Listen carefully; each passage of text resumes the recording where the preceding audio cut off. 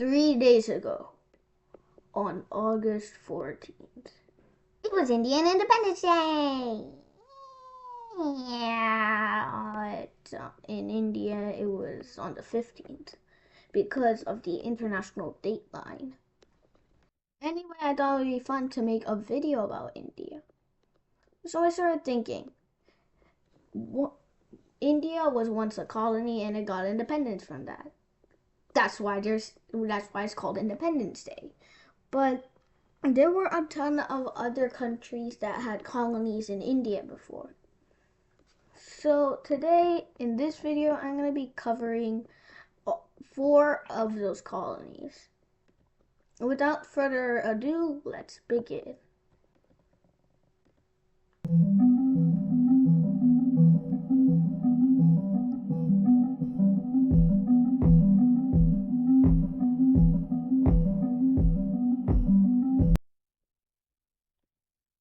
First, the one on the thumbnail and the one that probably needs the most explaining, the Estado Português da Índia, aka the Portuguese state of India, which for some reason also included Mozambique.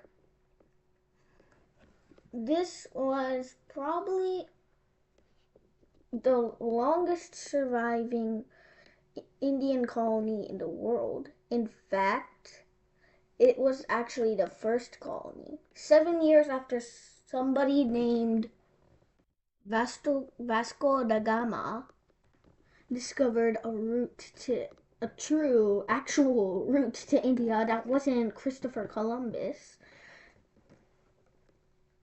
They started making some colonies here. And as you can see, they made a lot. Their largest colony was, of course, Mozambique, but their second largest was Goa, which is now the smallest state in India. Even during the years of the British Raj, they held strong, and they were very strong indeed, and they continued to trade a lot.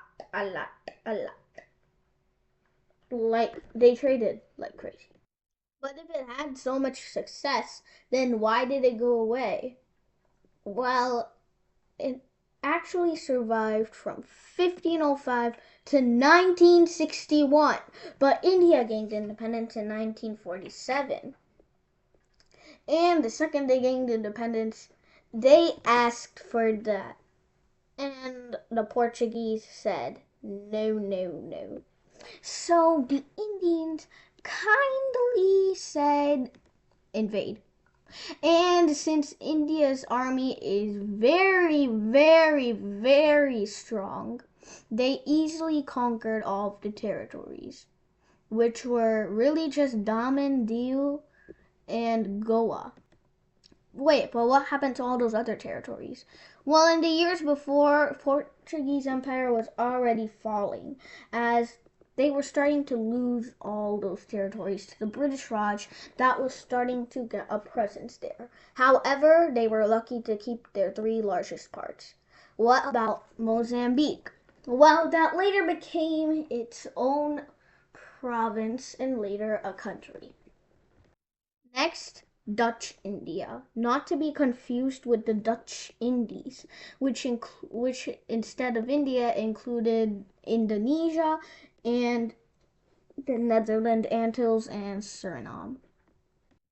And the Netherlands Antilles are now just 3 parts of a 4-part kingdom of the Netherlands.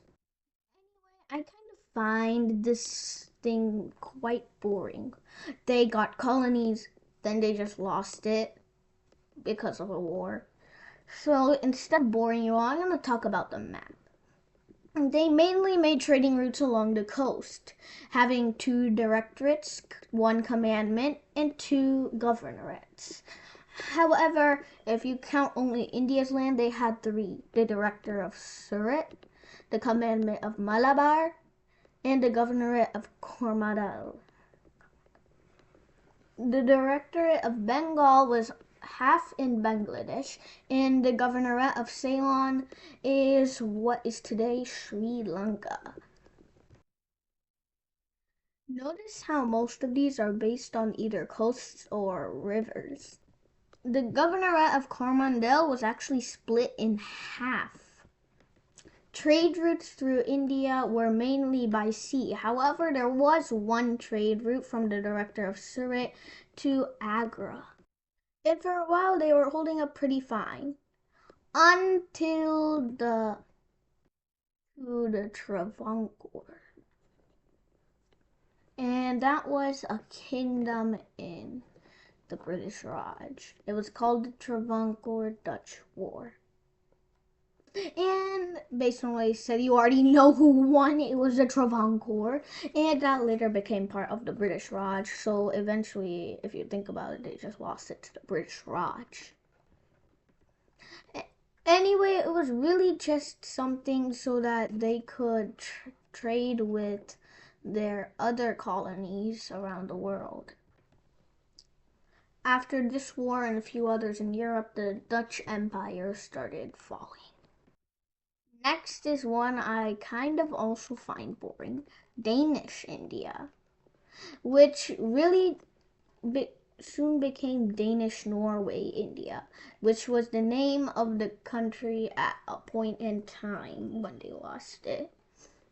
While essentially, it was basically a country that was Danish plus Norwegian into one. So technically, this was also Norway's colonies, but Danish colonies at the same time.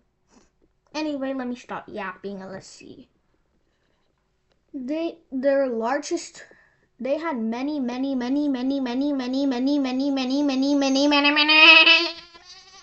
trading posts, but there were three large areas that they conquered: an area in West Bengal, an area in Tamil Nadu, and the Nicobar Islands in the current Andaman and Nicobar Islands in India. Now, this started in 1620 during the Mughal Empire and a ton of other kingdoms. But believe it or not, this was not their fall.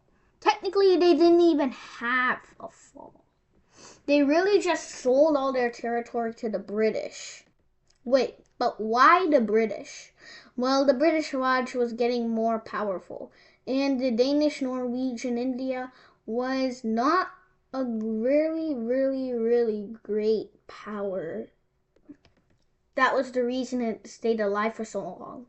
Nobody really cared about it, and it didn't really do that great. So the Danish decided just to sell it to the British because of their influence and because, well, they can't. It's not. It's not really that great. Finally, my favorite part: French India. This included 5 exclaves, which had at one point great land, but then kind of lost it to the British Raj. They were Chandranagar, Yarnaul, Pondicherry, Kardik, and Mahe. Yangon is currently is now Yenin and is an exclave of the Union Territory of Pondicherry, and same with Kargil, Maha, and Chandranagar is now part of West Bengal and Bangladesh.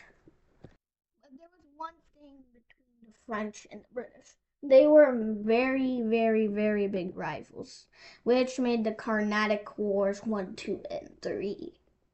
In purple, we can see the greatest extent of this, and in blue, we can see the greatest extent of their influence, which is very big. And